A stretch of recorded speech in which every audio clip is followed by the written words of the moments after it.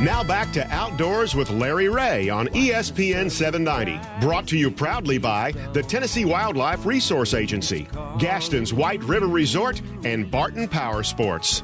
Hey, good Saturday morning. Welcome back to Outdoors with Larry Ray on this Father's Day weekend on June the 20th. Frank Barton from the Barton Power Sports in West Memphis and Jonesboro, being the third Saturday, is with me. Good morning, Frank, again. Good morning, Larry, again. And Frank, everybody else. Frank has the great radio voice as he pulled up. You didn't have any bugs on that windshield, that motorcycle you got out there. It was I keep that bike clean. You keep that bike clean because he'll sell it to you. I know that for a fact. Greg Ratliff is taking care of us. And we mentioned earlier when we started this morning's show that we're going to talk a little bit about Hobie boats with my good friend Jackie Smith. And then Frank mentions that he got his starts in the Hobie boats in the Sail Club. The Delta Sailing. Still have a Hobie 16. You still have a Hobie? Still have it. I have it loaned out to a nephew right now, but still have the boat. Wow. Well, this guy we're going to talk to now is my good friend Jackie Smith. A lot of you folks know him as NFL Hall of Fame tight end, but I know him as just my friend and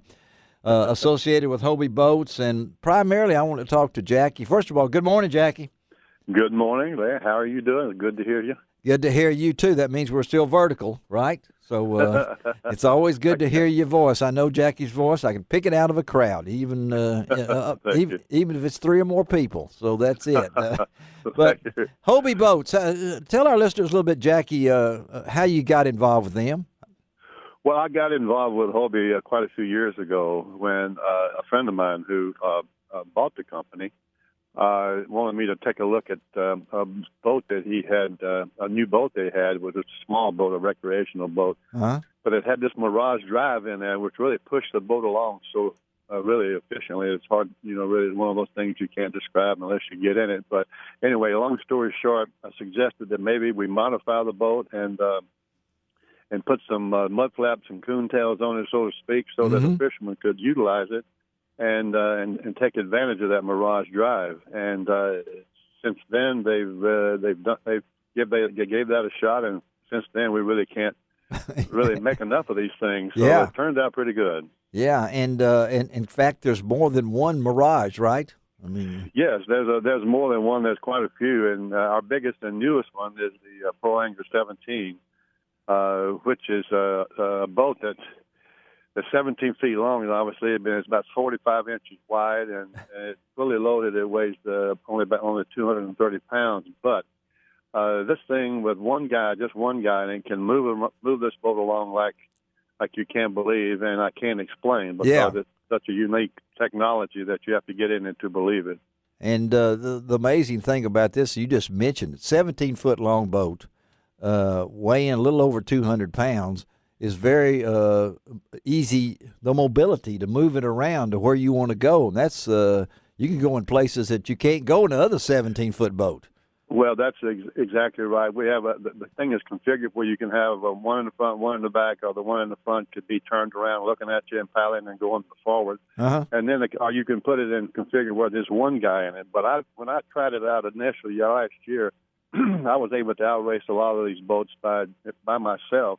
And they were much smaller boats just because of the efficiency of the Mirage drive. And that thing, we're improving all the time. And so we're getting that, we call it glide technology, and we now have it modified so that we got these little plastic Del-run plastic, they call it, which are roller bearings, which really improve the efficiency of the drive immensely. Wow! And then the other thing that we have that as far as an improvement in there is the Vantage seating, which now allows all of our kayaks to be adjusted infinitely. When you can recline, they can lean forward, backwards, and then they can tighten up your lumbar region.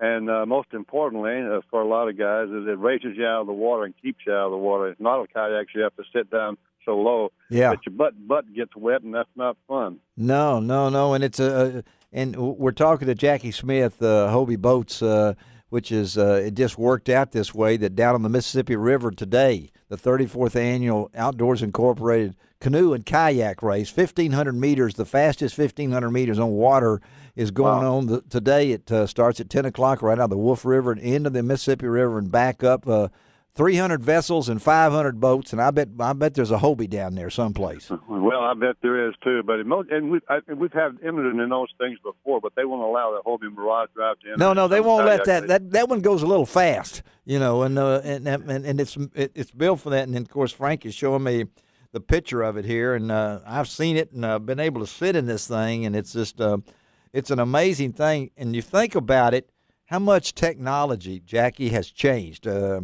And the kayaks are big. Now we have circuits now, fishing kayak circuits. We've talked to the guy out in San Diego who's actually hooked a fish that pulled him 14 miles. Kayak fishing is huge now, and you guys, it's completely revolutionized the industry, hasn't it?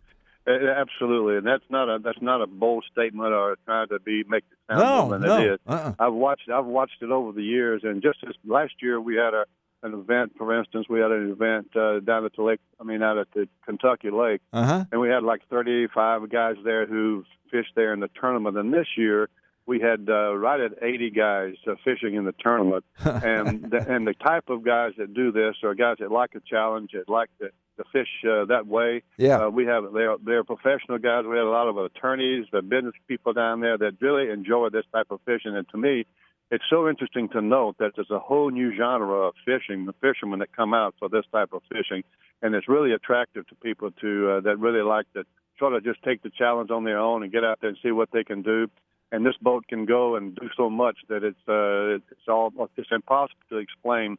And it sounds like I'm bragging, I know, but it's impossible to explain unless you get in this boat. But once you get in it, and you love to fish and you have the areas for it, you're going to find a way to get it. I've seen it happen too many times. Well, we're at our fishing rodeo here a couple of weeks ago with over 200 kids, and all of a sudden this guy shows up that I've met recently that fishes professionally out of a similar boat. I'm not going to say the name of the brand, but he brought his boat, set it out there, and the kids went nuts looking at this. And he just got back from Florida where he had won a tournament in 3 days of catching I don't know how many bass, but it's a phenomenal thing. We're talking to Jackie Smith, our good friend from Hobie Boats, and lives. You're in the St. Louis area, right? Yep, they've been living here for a long, long time. I got all the kids are here. My grandkids are here. I got 14 grandkids, so I can't go too far. We got to stay here and make sure we're present for all of the Christmases and holidays and birthdays and all that, Well, Father's Day weekend is pretty special for you, isn't it, Jackie? It's absolutely. I'm expecting a large contingent of gifts to come my way. Oh, you are? You're expecting a lot? Well, I tell you what, the topic down here is not about football. It's about the St. Louis Cardinal baseball. We won't even get into that. But I thought. A Deflategate was pretty bad, but and I got to ask you this now. Back in your days, did you have underflated footballs when you were catching those balls? Well, I tell you what, they couldn't tell you if the thing was underflated or overflated, or if you were playing with a basketball. It didn't make any difference back then. They weren't that particular back then. You only had one, didn't you? Didn't you use one the whole game? And then if anybody lost that and had to go look in the stands? Well, that's right. We are somebody that want to know somebody to go out to their car and get one. They've been playing with kids with, But no, it wasn't nearly that particular. They weren't that particular, and certainly no one checked the poundage of the footballs or that whatever. That was something that just didn't register on our screen. But that's what the game has come to. It's come to that sort of thing where it makes news and people can talk about it, and they can challenge someone, or they can take somebody down, or they can make it look like it's less than it should be, or like less than it is, or shown to be. So it's just such a confusing environment now sometimes, that and other things, that it makes it not so much fun as it used to be sometimes. And it was fun, wasn't it? I mean, you guys it was,